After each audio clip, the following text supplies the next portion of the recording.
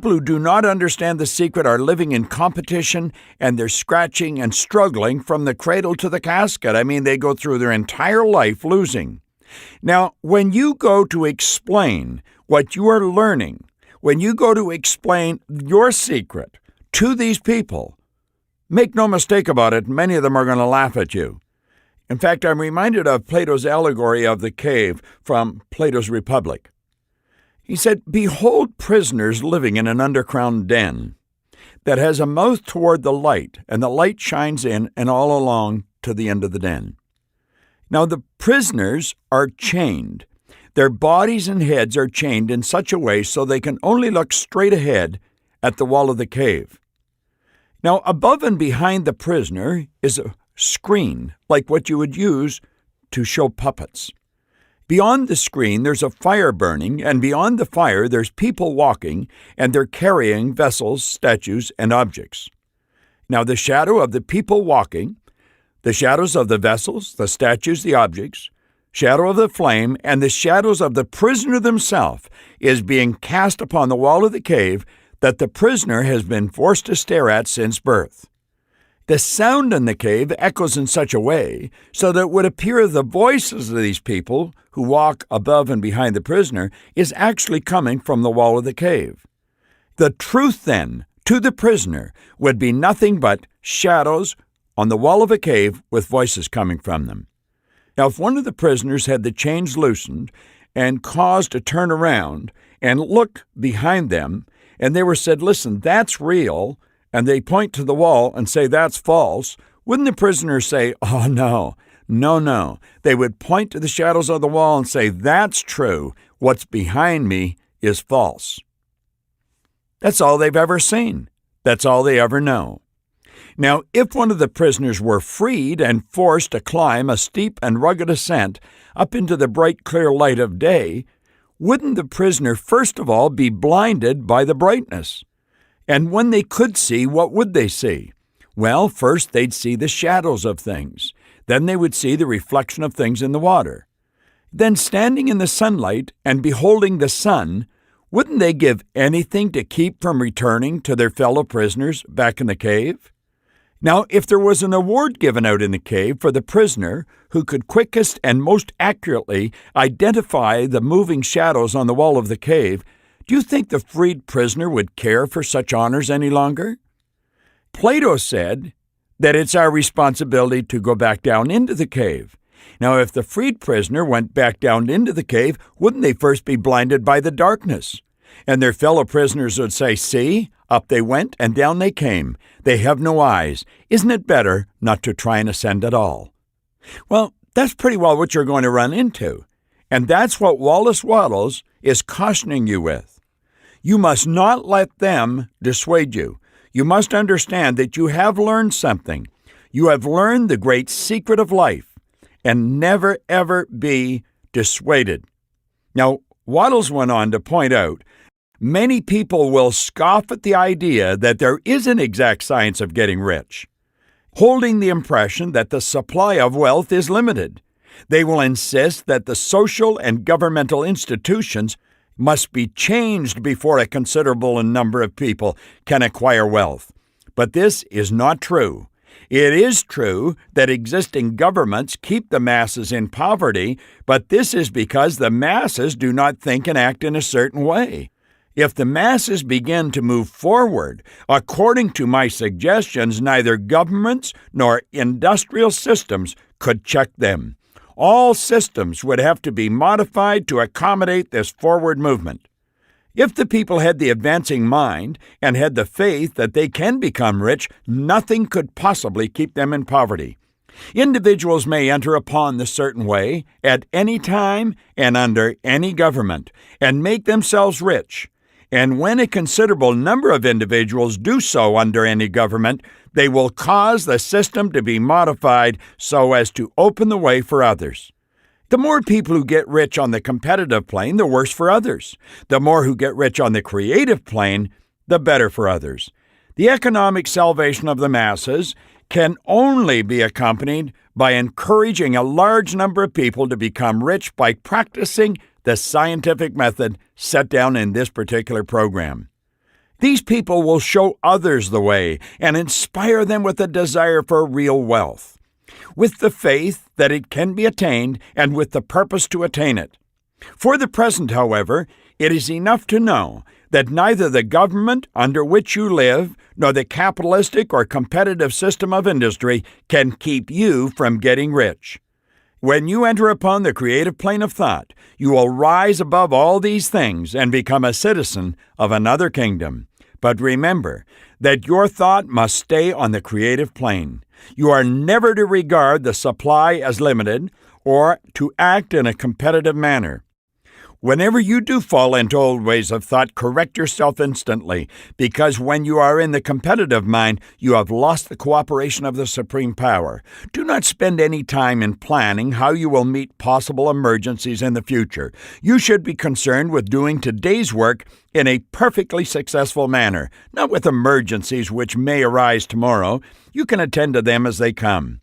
Do not concern yourself with questions of how you will surmount obstacles which may loom upon your business horizon. Ignore these questions unless you can plainly see that your course must be altered today in order to avoid these obstacles. No matter how tremendous an obstruction may appear in a distance, you will find that if you continue in this certain way, it will disappear as you approach it, or that a way over, through, or around it will appear. No possible combination of circumstances can defeat a man or a woman who is proceeding to get rich along strictly scientific lines. No man or woman who obeys the law can fail to get rich, any more than one can multiply 2 by 2 and fail to get 4. Give no anxious thought to possible disasters, obstacles, panics, or unfavorable combinations of circumstances. There is time enough to meet such things when they present themselves before you in the immediate present. You will find that every difficulty carries with it the wherewithal for its overcoming. Guard your speech.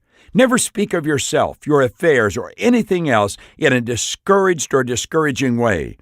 Never admit the possibility of failure or speak in a way that implies failure as a possibility. Never speak of the times as being hard or of business conditions as being doubtful. Times may be hard and business doubtful for those who are on the competitive plane, but they can never be so for you. You can create what you want, and you are above fear. When others are having hard times in poor business, you will find your greatest opportunities.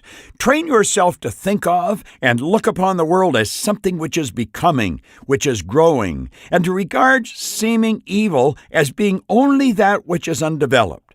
Always speak in terms of advancement. To do otherwise is to deny your faith, and to deny your faith is to lose it. Never allow yourself to feel disappointed. You may expect to have a certain thing at a certain time and not get it at that time. This will seem to be a failure, but if you hold to your faith, you will find that that failure is only apparent. Go on in the certain way, and if you do not receive that thing, you will receive something so much better that you will see the seeming failure was a prelude to a great success. A student of the science of getting rich had set his mind on making a certain business combination which, at the time, seemed to him to be very desirable. He worked for some weeks to bring it about. When the crucial time came, the thing failed in a perfectly inexplicable way. It was as if some unseen influence had been working secretly against him. He was not disappointed. On the contrary, he thanked God that his desire had been overruled and went steadily on in a grateful mind. In a few weeks, an opportunity so much better came his way that now he would not have made the first deal on any account. He saw that a mind which knew more than he knew had prevented him from losing the greater good by entangling himself with the lesser. That is the way every seeming failure will work out for you if you keep your faith. Hold to your purpose, have your gratitude, and each day do all that can be done that day. When you make a failure, it is because you have not asked enough. Keep on, and a larger thing than you were seeking will certainly come to you. Remember this: you will not fail because you lack the necessary talent to do that which you wish to do. If you go on as I have directed, you will develop all the talent that is necessary for doing your work. It is not within the scope of this particular program to deal with the science of cultivating talent, but it is as certain and simple as the process of getting rich. However, do not hesitate or waver for fear that you will come to a place where you will fail for lack of ability. Keep right on, and when you come to that place, the ability will be furnished to you. The same source of ability which enabled the untaught Lincoln to do the greatest work in government ever accomplished by a single man is open to you. You may draw upon the thinking mind to use in meeting the responsibilities which are laid upon you. Proceed in full faith. Study this program. Make it your constant companion until you have mastered all the ideas contained in it. While you are getting firmly established in this faith, you will do well to give up most recreations and pleasures to stay away from places where conflicting ideas are advanced in lectures or sermons. Do not read pessimistic or conflicting literature. Spend most of your leisure time in contemplating your vision, in cultivating gratitude, in listening to The Secret. Turn The Secret on. Watch the movie. Do it over and over and over again. You may not have time to do the whole thing. Play a few minutes of it, but play it every day. Put these CDs on. Plug this into your ear. Saturate your mind with this information. It contains all you need to know of the science of getting rich, and you will find all the essentials summed up in the next session.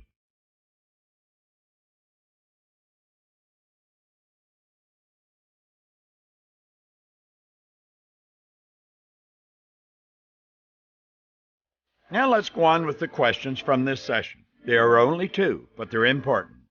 What are you to do if your want does not come to you when you expect it? And here's the second one. What are you to do about tasks which look too great for your ability? Now, when you've answered those questions, I want you to go to the exercise portion of this particular session.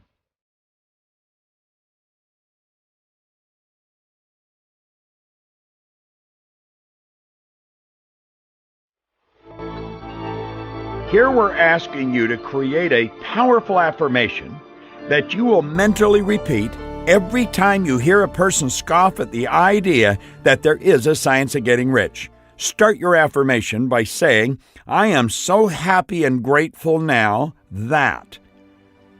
Okay, now what's the affirmation you're going to repeat every time you hear a person scoff at what you're doing or laughing at you? Then I want you to create a powerful statement that you can share with a person in response to their negative remarks with respect to the science of getting rich. And remember, you've got to leave them with the impression of increase. This is Bob Proctor, and thank you